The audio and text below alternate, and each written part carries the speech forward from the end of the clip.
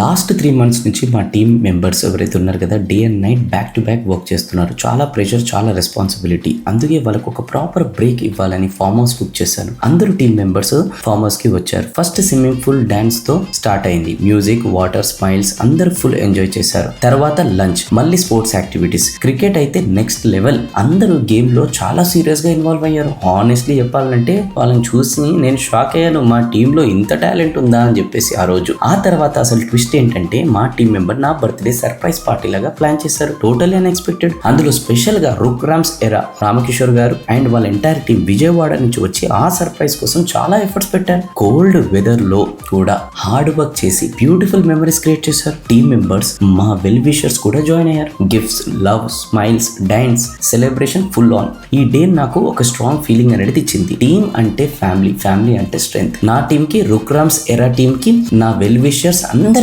Heartful thank you. ఈ memory నా life లో ఎప్పటికీ స్పెషల్. ఇది ప్రీ బర్త్డే సెలబ్రేషన్ మాత్రమే. నెక్స్ట్ వ్లాగ్ లో 100+ ఆర్ఫనేజ్ కిడ్స్ ప్లస్ మా టీమ్ మెంబర్స్ ప్లస్ మా ఫ్యామిలీ మెంబర్స్ తో ఒక స్పెషల్ ప్రోగ్రామ్ మేము ప్లాన్ చేసాం. అది ఏంటి అనేది రేపు రిలీజ్ అవుతుంది. Stay tune and thank you so much once again each and everyone.